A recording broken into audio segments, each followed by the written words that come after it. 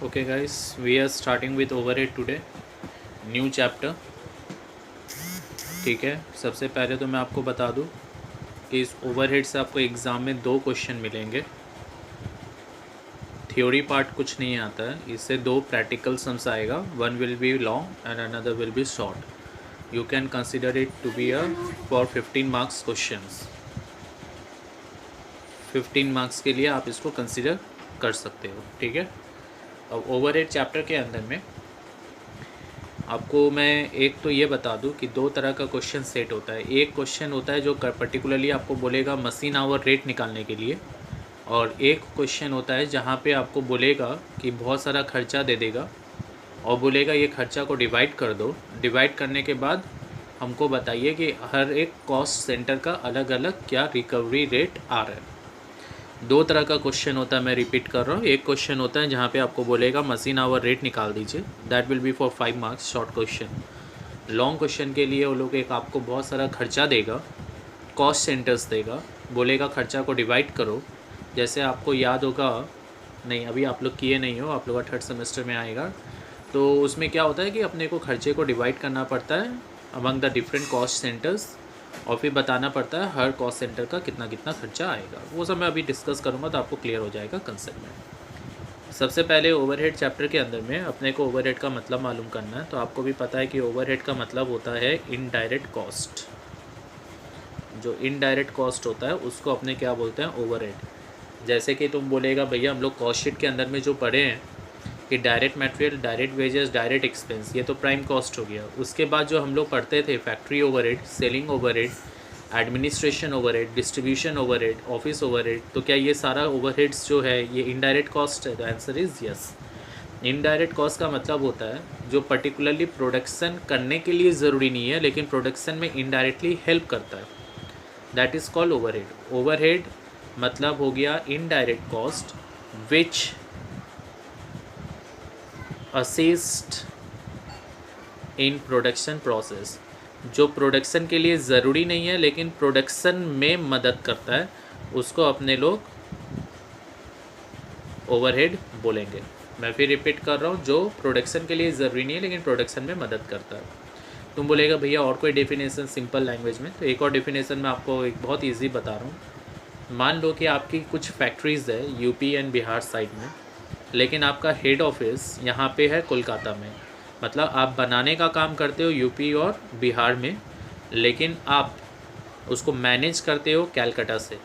तो क्योंकि आप कैलकाटा से मैनेज कर रहे हो, तो कैलकाटा का जो भी खर्चा लगेगा, आपका ऑफिस को चलाने का जो भी खर्चा लगेगा, वो तो आप फैक्ट्री में जो बना रहे हो उसी से रिकवर करोगे। आपको जैसे मैं बिरला का एग्जांपल बता रहा हूँ, हम लोग की ऑफ़िस यहाँ पे बिरला ऑफिस जो है वो कैलकाटा में ही है, लेकिन sugar factories in UP and Bihar.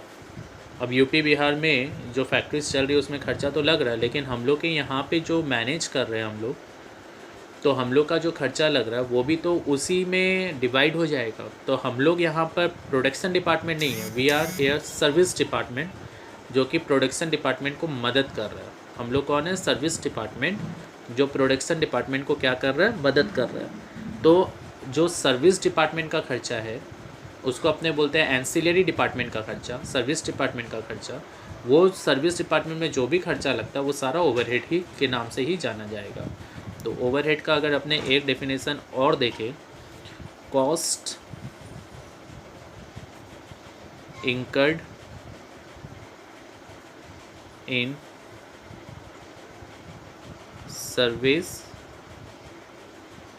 और ancillary department which helps in production process.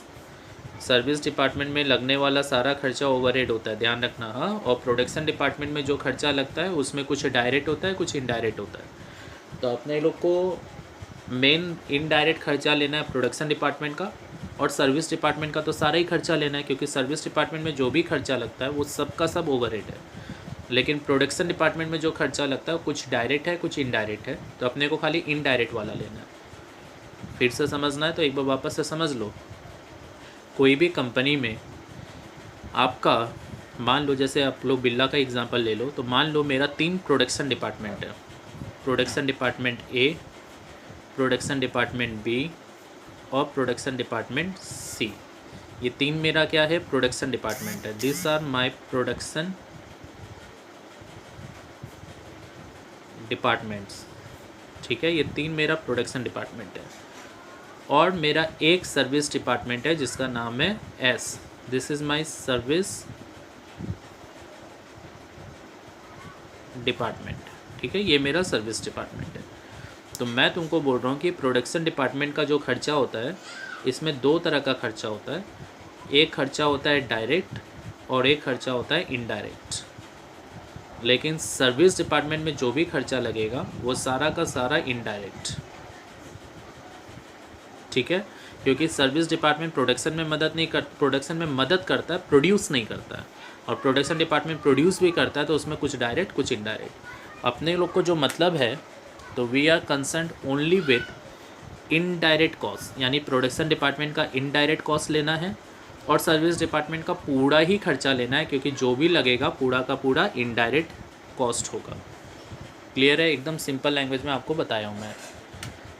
अब तुम बोलेगा कि भैया करना क्या पड़ता है। पहले अब क्योंकि फॉर्मेट थोड़ा सा मैंने बना दिया, तो अब इसके बारे में ही पहले डिस्कशन कर लेते हैं। आपको एग्ज़ाम में क्या करेगा बेटा, आपको बोलेगा कि आपका 3 प्रोडक्शन डिपार्टमेंट है मान लो और एक सर्विस डिपार्टमेंट है। आपको बहुत सारा खर्चा देगा। कुछ खर्चा ऐसा देगा जो आपको बता देगा कि वो ए का है, वो बी का है, ये सी का है, ये एक्स का है। तो कुछ खर्चा है जो ऑलरेडी बांट के दिया हुआ रहेगा कि भाई ये ए का ही खर्चा है, ये बी का ही खर्चा है, ये एक्स का ही खर्चा है।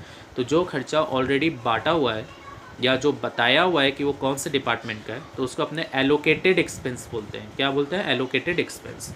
तो कुछ खर्चा एलोकेटेड रहता है और कुछ खर्चा को अपने को डिवाइड करना पड़ता है। मैं फिर रिपीट कर रहा हूँ, आपको कुछ खर्चा देगा जो ऑलरेडी आपको बता देगा कि ये खर्चा इस डिपार्टमेंट का है, तो आप उस डिपार्टमेंट में वो खर्चा लिख दीजिएगा। उस खर्चे को अपने बोलते हैं एलोकेटेड एक्सपेंस। जो खर्चा ऑलरेडी डिवाइड करके बताया हुआ है कि ये इस डिपार्टमेंट का है, उसको अपने क्या बोलते हैं? Allocated expense. यानी मैं इसके लिए डेफिनेशन में, एलोकेटेड का डेफिनेशन अलग से एग्ज़ाम में पूछता है कई बार। तो expenses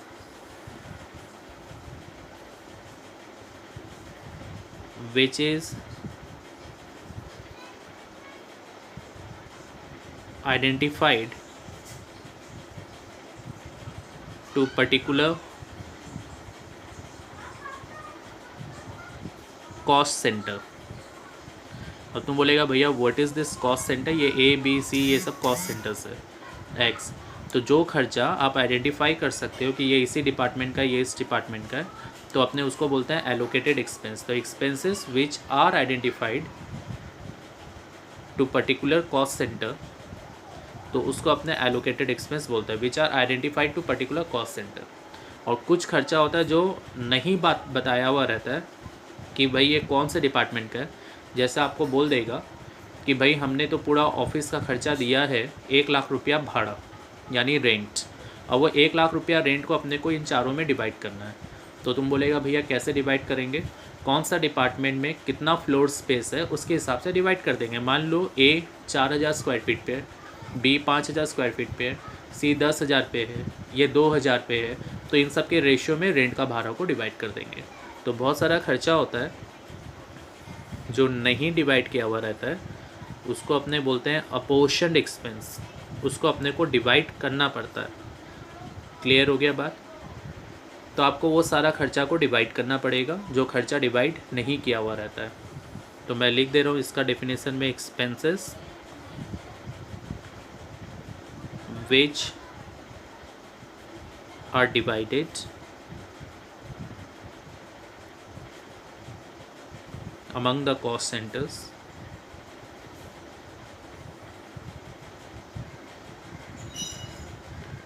on the basis of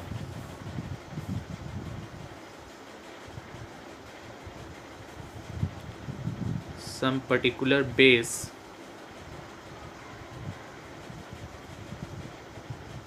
और कॉस्ट ड्राइवर्स। तुम बोलेगा भैया ये क्या है, इसका मतलब जो खर्चा डिवाइड नहीं किया हुआ है, आपको डिवाइड करना है कुछ क्राइटेरिया से। जैसे रेंट को आपने फ्लोर स्पेस में डिवाइड किया, वैसे लाइटिंग का खर्चा को आप लाइट पॉइंट के हिसाब से डिवाइड कर दोगे कि भाई इतना लाइट पॉइंट है तो इतना लाइटिंग का खर्चा लगेगा। कुछ बेचने का खर्चा है तो सेल्स के हिसाब से डिवाइड कर दिया आप। डेप्रिसिएशन को एसेट्स के वैल्यू के हिसाब से डिवाइड कर दिया।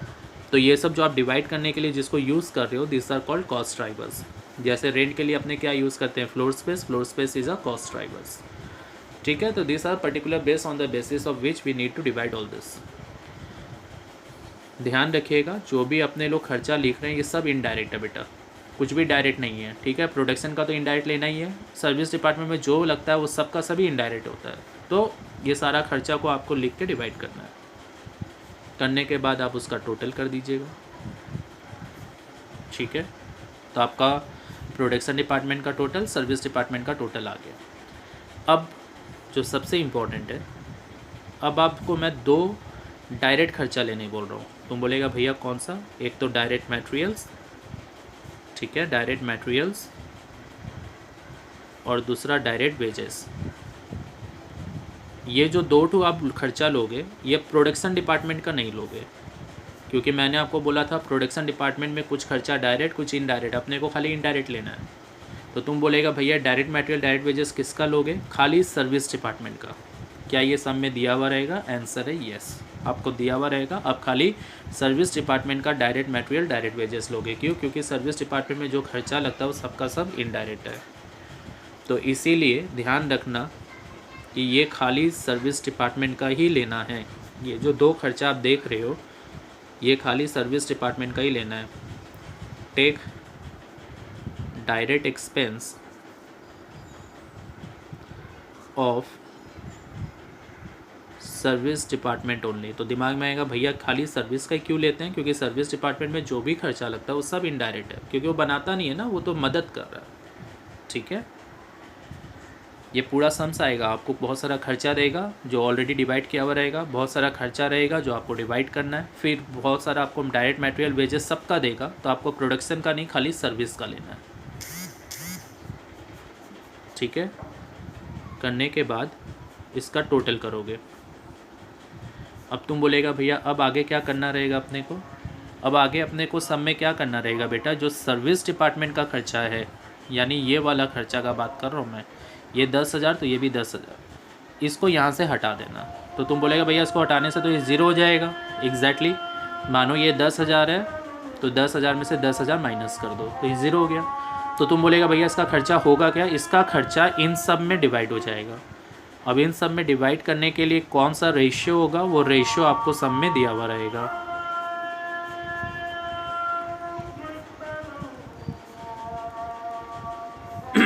तो मैं यहाँ लिख सकता हूँ apportionment of service department expense among production department. मतलब सर्विस डिपार्टमेंट का सारा खर्चा सर्विस डिपार्टमेंट में, प्रोडक्शन डिपार्टमेंट में डिवाइड कर दो। तुम बोलेगा कौन सा रेशियो में दिया हुआ रहेगा? ये 10,000 है मान लो, तो 10,000 माइनस यही 10,000 इन तीनों में डिवाइड हो जाएगा, जो रेशियो दिया हुआ है उसमें। करने के बाद आपका एक फ़िगर आएगा। ये जो फिगर आएगा ये तो ज़ीरो हो गया। तो ये जो 3 फिगर आएगा प्रोडक्शन डिपार्टमेंट का, इसको आप बोलोगे टोटल ओवरहेड, जो आपको निकालना है। मैं फिर रिपीट कर रहा हूँ, जितना खर्चा सर्विस डिपार्टमेंट का है वो सारा प्रोडक्शन डिपार्टमेंट में डिवाइड कर दो, जो रेशियो दिया है उसमें। जो सर्विस डिपार्टमेंट का खर्चा है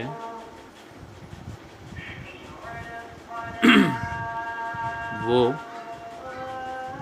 प्रोडक्शन डिपार्टमेंट में डिवाइड कर दो इन द रेशियो गिवन, जो रेशियो दिया हुआ है उस रेशियो में। तो जो आंसर आएगा वो टोटल एक्सपेंस। तो तुम बोलेगा भैया हर सम में सर्विस डिपार्टमेंट ज़ीरो हो जाएगा। यस, अब आपका खाली प्रोडक्शन डिपार्टमेंट का टोटल खर्चा आपको दिख रहा है। अब ये जो प्रोडक्शन डिपार्टमेंट का खर्चा है ये तो टोटल एक्सपेंस है। मान लो प्रोडक्शन डिपार्टमेंट ए में आपका टोटल खर्चा 1 लाख आया, या 2 लाख आया, या 3 लाख आया। अब ये खर्चा जो आप निकाले हो, इसके लिए अपने एक पर्टिकुलर बेस लेंगे, वो बेस कुछ भी हो सकता है, उससे अपने इस खर्चे को डिवाइड करेंगे। तुम बोलेगा मतलब ये आपका टोटल ओवरहेड आ गया। अब आपको एग्ज़ाम में बोल सकता है कि आपको लेबर आवर रेट निकालना है, तो आप लेबर आवर रेट के लिए यहाँ पे लेबर आवर लिखोगे। अगर आपको बोलेगा सब में कि नहीं मशीन आवर रेट निकालना है, तो आप यहाँ पे मशीन आवर लिखोगे।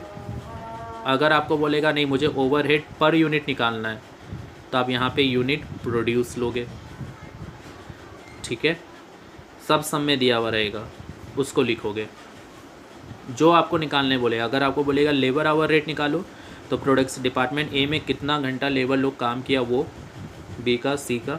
अगर आपको बोलेगा नहीं मशीन आवर रेट निकालो, तो डिपार्टमेंट ए में मशीन कितने घंटे काम हुआ मशीन में वो बी का सी का।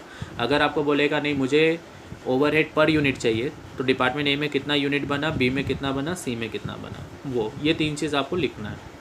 अब ये जो टोटल ओवरहेड आपने निकाला, मैं इसको ए मान ले रहा हूँ और ये इसको बी मान ले रहा हूँ, तो अब आप रिकवरी रेट निकाल लो। वो रिकवरी रेट कैसे आएगा बेटा? रिकवरी रेट का मतलब हो गया A by B, total overhead divided by labour hour, total overhead divided by machine hour, total overhead divided by unit produce. तीनों में से जो ऑप्शन आपको एग्जाम में बोलेगा वो आप निकाल लीजिए। ये आपका फाइनल आंसर होगा। क्लियर हो गया? तुम बोलेगा भैया इसको निकालने का फ़ायदा, अब इसको निकालने का क्या फ़ायदा है क्या नहीं है वही अपने डिस्कस करेंगे, और कैसे क्या होगा वही चीज़ के बारे में बात करेंगे। ठीक है, ये पूरा फॉर्मेट है।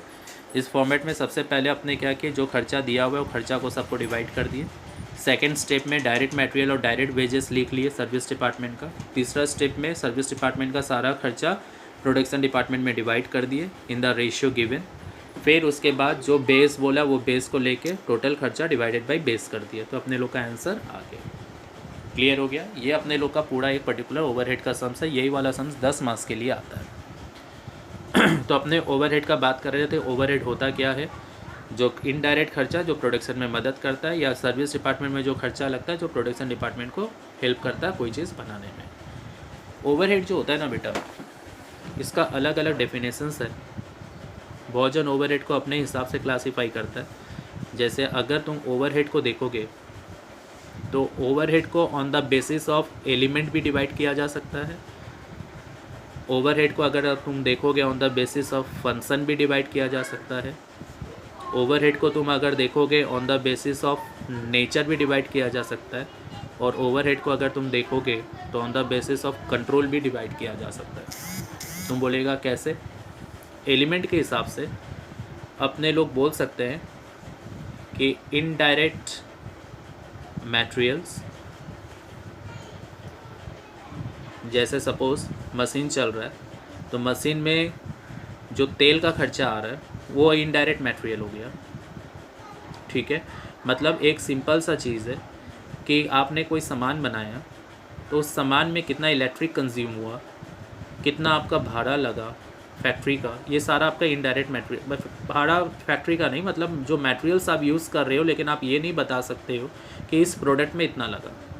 तो कुछ मटेरियल्स का खर्चा जो आप नहीं बता पा रहे हो कि किस प्रोडक्ट के लिए कितना है, वो इनडायरेक्ट मटेरियल, वो एलिमेंट में आ जाएगा। दूसरा हो जाता है इनडायरेक्ट लेबर। जैसे फैक्ट्री के अंदर में दरवान आप बिठा रखे हो, सुपरवाइज़र आप बिठा रखे हो, तो ओलो को जो आप पेमेंट करते हो वो इनडायरेक्ट लेबर में आ जाता है। ठीक है, तो इनडायरेक्ट मटेरियल, इनडायरेक्ट लेबर। वैसे इनडायरेक्ट एक्सपेंस, अब इनडायरेक्ट एक्सपेंस में आ जाएगा फैक्ट्री का भाड़ा वाड़ा। जैसे फैक्ट्री में भाड़ा लग रहा है तो अब वो भाड़ा तो सारे ही प्रोडक्ट्स के लिए लग रहा है, तो पर्टिकुलर प्रोडक्ट के लिए कितना लग रहा है वो नहीं बता पाएंगे। जो पर्टिकुलर प्रोडक्ट के लिए बता पाओगे वो डायरेक्ट, जो नहीं बता पाओगे वो सब इनडायरेक्ट। तो एलिमेंट के हिसाब से ओवरहेड 3 पार्ट में डिवाइड होता है।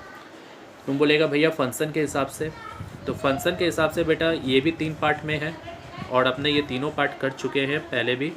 अभी नाम बताऊंगा तो आपको याद आएगा। जैसे पहला अपने किए थे, if you remember, fix overhead, variable overhead, and third one semi variable overhead. ये तीनों ओवरहेड के बारे में अपने लोग कॉस्ट शीट में पढ़ चुके हैं, तो यहाँ डिस्कशन नहीं करेंगे। तीसरा आ रहा है नेचर के हिसाब से बताइए। तो बेटा नेचर वाला जो है अपने लोग का, कि नेचर के हिसाब से आपका ओवरहेड जो है वो कितने पार्ट में डिवाइड होता है, तो ये अपने लोग के लिए इतना इम्पोर्टेंट नहीं है, तो अपने लोग इसमें दिमाग नहीं लगाएंगे। बोलने वाले लोग अलग अलग तरीके से भी बोलते हैं, भोजन सेलिंग ओवरहेड, एडमिनिस्ट्रेशन ओवरहेड, इस तरीके से डिवाइड कर देते हैं। ये उल्टा हो गया बेटा, एक चीज़ मैंने उल्टा बता दिया, आपको ध्यान नहीं दिया। मैंने फंक्शन जो बताया है ना, ये नेचर के हिसाब से है। नेचर के हिसाब से फिक्स वेरिएबल, सेमी वेरिएबल, और फंक्शन के हिसाब से आपका जो अपने पढ़ते थे ना कॉस्ट शीट के अंदर में, फैक्ट्री में जो लग रहा है वो फैक्ट्री ओवरहेड, बेचने के लिए जो खर्चा लग रहा है वो सेलिंग ओवरहेड, ऑफिस में जो खर्चा लग रहा है वो ऑफिस ओवरहेड, रिसर्च में जो खर्चा लग रहा है वो रिसर्च ओवरहेड, तो वो सब फंक्शन के हिसाब से आ जाएगा। ठीक है। और कंट्रोल के हिसाब से भी अपने लोग का दो पार्ट में डिवाइड होता है। एक होता है कंट्रोलेबल कॉस्ट। तो बोलेगा कंट्रोलेबल कॉस्ट का मतलब क्या होता है। मान लो कि फैक्ट्री में एक मैनेजर को बिठाए हो, मैनेजर के गलती से कोई खर्चा बढ़ गया, तो उसको तो आप कंट्रोल कर सकते हो ना, दैट इज़ कंट्रोलेबल कॉस्ट। और जिसको आप नहीं कंट्रोल कर पाओगे, नॉन कंट्रोलेबल। अब तुम बोलेगा भैया नहीं कंट्रोल करने वाला कौन सा खर्चा हुआ, जैसे अर्थक्वेक आ गया, फ्लड आ गया, तो उस कारण से आपका कुछ खर्चा बढ़ गया, तो उसको आप कंट्रोल नहीं कर सकते, that is non controllable cost. ठीक है। ये ओवरहेड का अलग अलग टाइप्स है। दिमाग में आएगा भैया क्या ये हम लोग को याद करना होगा, ऐसा सच याद नहीं करना बेटा, बट आपको नॉलेज लगेगा कहीं ना कहीं, कोई समय हो सकता है दरकार पड़े। ठीक है। यहाँ अपने लोग एलोकेटेड एक्सपेंस बता चुके हैं, अपोर्शन एक्सपेंस बता चुके हैं। एक बार फिर रिपीट कर रहा हूँ, जो खर्चा आप बता सकते हो कि किस डिपार्टमेंट के लिए कितना लगा है, वो एलोकेटेड एक्सपेंस। जैसे सपोज़ करो कि ओवरऑल खर्चा लगा 100 यूनिट को बनाने के लिए 1 लाख, और आप बता सकते हो उस 1 लाख में से 10,000 का खर्चा इसका है, 20 का इतना है, 40 का इसका है, बाकी इसका है। तो जो खर्चा आप बता सकते हो कौन से डिपार्टमेंट का, वो एलोकेटेड, ऑलरेडी डिवाइड किया हुआ। अपोर्शन जो डिवाइड नहीं किया हुआ है आपको डिवाइड करना है। तो मैं रिपीट कर रहा हूँ, एलोकेटेड जो डिवाइड किया हुआ है, अपोर्शन जो डिवाइड नहीं किया हुआ है लेकिन आपको करना है। तो मैंने बोला था आपको अपोर्शन को डिवाइड करने के लिए कुछ कॉस्ट ड्राइवर्स का मदद लेना पड़ता है। जैसे भाड़ा को डिवाइड करना है तो फ्लोर स्पेस, लाइटिंग का खर्चा को डिवाइड करना है तो लाइट पॉइंट्स। तो आपको सब में खर्चा भी बताएगा, ड्राइवर्स भी बताएगा, आपको चूज़ करना है कौन सा खर्चा कौन से बेस से डिवाइड होगा। तो उसके बारे में थोड़ा डिस्कशन कर लेते हैं। जैसे सपोज़ करो एक्सपेंसेस और बेसिस। तुम बोलेगा भैया जैसे मान लो रेंट का खर्चा, मान लो मेंटेनेंस का खर्चा, ठीक है, तुम लोग पूरा लिख लेना, मेंटेनेंस का खर्चा, मान लो इंश्योरेंस का खर्चा। अब क्या चीज़ का इंश्योरेंस, अगर बिल्डिंग का बात कर रहे हो, ठीक है। तो ये सब जो है कौन सा डिपार्टमेंट कितना फ्लोर स्पेस लिया है उसके हिसाब से डिवाइड करोगे। वैसे ही सपोज़ करो लाइटिंग का खर्चा, तो लाइटिंग का खर्चा बेटा नंबर ऑफ़ लाइट पॉइंट के हिसाब से डिवाइड करो, कौन से डिपार्टमेंट में कितना लाइट पॉइंट है उसके हिसाब से लाइटिंग का खर्चा डिवाइड हो जाएगा। अब मान लो मैं आपको बोलूँ कि भाई डेप्रिसिएशन और इंश्योरेंस का खर्चा, क्या चीज़ का, एसेट्स का, इसको किसके हिसाब से आप डिवाइड करोगे, तो आप इसको डिवाइड कर दोगे वैल्यू ऑफ एसेट्स। एसेट्स का जो वैल्यू है उसके हिसाब से आप डिवाइड कर दीजिएगा। ठीक है। वैसे ही मान लो आपको और जो दे सकता है एग्ज़ाम के अंदर में, ज़्यादातर तो आपको यही सब देगा। एडवर्टाइजमेंट कुछ भी सेलिंग एक्सपेंस रहेगा उसको सेल्स के रेशियो के हिसाब से डिवाइड कर दीजिएगा। ठीक है, लेकिन देता नहीं है ज़्यादातर। ऊपर वाला जो मैंने आपको दिया यही सब कॉमन एक्सपेंस, और बाकी जो भी आएगा जब अपने सम्स करेंगे तो आप उसके हिसाब से समझ जाओगे। बस एक चीज़ याद रखना कि अगर कोई इनडायरेक्ट वेजेस है या फिर कोई ऐसा खर्चा है जिसके बारे में आपको बताया नहीं है, ठीक है, मैं उसको मिसलेनियस मान के चल रहा हूँ, तो अगर जो खर्चा के बारे में आपको बताया नहीं है तो उसको आप डायरेक्ट वेजेस के रेशियो में डिवाइड कर दीजिएगा। ठीक है, ये थोड़ा सा इम्पोर्टेंट है, ध्यान रखना। जो खर्चा के बारे में नहीं बताएगा वो अपने डायरेक्ट वेजेस के हिसाब से डिवाइड कर देंगे। तो बहुत सारा है, it's a huge list but we don't need to cover all. ठीक है। तुम बोलेगा भैया अब ये ओवरहेड जो अपने चैप्टर सीख रहे हैं कर रहे हैं इसका फ़ायदा क्या है, तो इसका फ़ायदा बहुत है। पहला तो आपने जो ये खर्चा निकाला बेटा, खर्चा निकाल के उसको डिवाइड करके एक रेट निकाल लिया। टेक फॉर एग्ज़ाम्पल, मान लो डिपार्टमेंट ए में 1 लाख का खर्चा आया टोटल, बी में 2 लाख का खर्चा आया, और डिपार्टमेंट बी सी में 3 लाख का खर्चा है। ठीक है, तुमको एग्ज़ाम में बोला है कि रिकवरी रेट जो है वो लेबर आवर रेट निकालो, तो तुम बोलेगा लेबर आवर रेट का मतलब डिपार्टमेंट ए में मान लो कि लेबर लोग 1000 आवर्स काम किया, डिपार्टमेंट बी में लेबर लोग 2000 आवर्स काम किया और डिपार्टमेंट सी में लेबर लोग 3000 आवर्स काम किया। ये सब एग्ज़ाम में दिया हुआ रहेगा। तो लेबर आवर रेट कैसे आता है, दिस डिवाइड बाई दिस, तो 1 लाख डिवाइडेड बाई 1000 करोगे तो क्या आएगा, ₹100 पर आवर, वैसे 200 पर आवर और वैसे 300 पर आवर।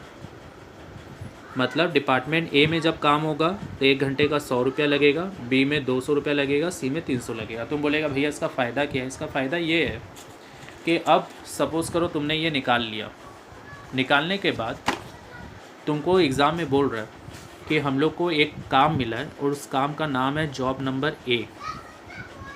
आपको बोला गया है कि इस जॉब नंबर ए में डायरेक्ट मटेरियल्स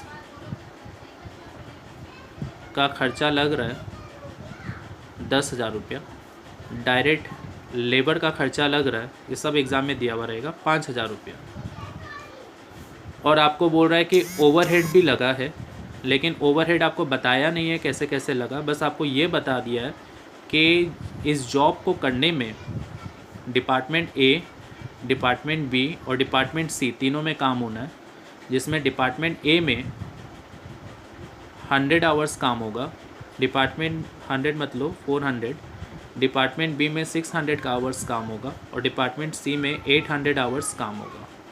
तो तुम ओवरहेड का खर्चा खुद निकाल सकता है। तुम बोलेगा कैसे निकालेंगे, अपने पीछे पढ़ के आए थे अभी कि डिपार्टमेंट ए में 1 घंटे का 100, बी में 1 घंटे का 200, सी में 1 घंटे का 300 रुपया लगेगा। तो डिपार्टमेंट ए में 1 घंटे का कितना लग रहा है, 400, मतलब 400 आवर्स काम हुआ है, 1 घंटे का क्या रेट था, 100। तो अपने को मालूम पड़ गया कि डिपार्टमेंट ए में 40,000 का खर्चा आएगा। डिपार्टमेंट बी में अपने को मालूम है 600 आवर्स काम हो रहा है और 1 घंटे का 200 रुपये का रेट है, तो 12,000,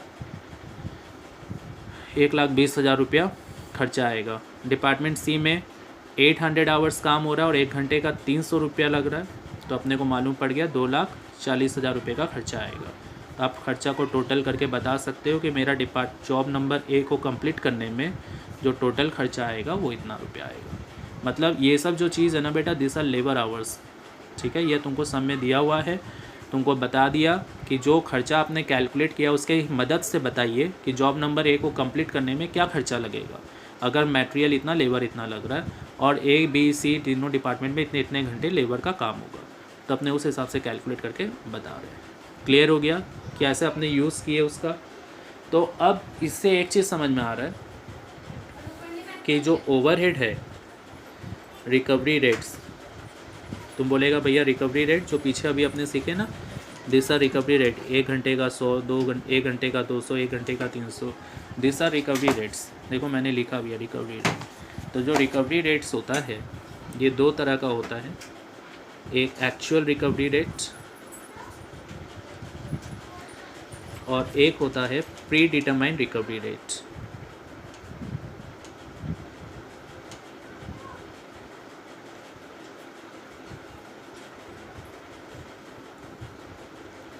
अब तुम बोलेगा ये एक्चुअल रिकवरी रेट क्या होता है। एक्चुअल रिकवरी रेट का मतलब हो गया कि जैसे आपका जो एक्चुअल खर्चा के हिसाब से आप निकालते हो वो एक्चुअल रिकवरी रेट, और जो बजटेड खर्चा कि इतना खर्चा लग सकता है उसके हिसाब से आप निकालते हो वो प्री डिटरमाइंड रिकवरी रेट। तो मैं बोल सकता हूँ actual recovery rate calculated on the basis of actual overheads, or these are calculated on the basis of budgeted overhead। ठीक है, समझ गया। अब बेटा इसका एक यूज़ है जिससे अपने लोग सीखेंगे कि ओवर एब्जॉर्प्शन, अंडर एब्जॉर्प्शन। लेकिन उससे पहले जितना मैं लिखा है उसको कॉपी कर लो, अच्छा से एक बार देख लो, क्योंकि वो थोड़ा सा क्रिटिकल है जो नेक्स्ट वीडियो में मैं आपको बताऊंगा। तो पहले इन सबको गो थ्रू कर लो, अच्छा से देख लो, कॉपी कर लो, फिर उसके बाद देखते हैं आज शाम को, नहीं तो कल उसका वीडियो शेयर करेंगे। इसका जो सम्स आता है बहुत बड़ा बड़ा सम्स आता है, तो मैं आपको PDF भेजूँगा ग्रुप में। PDF जो भेज रहा हूँ बैठ के घर में उतार लेना, डोंट वेस्ट टाइम, ठीक है, बाय।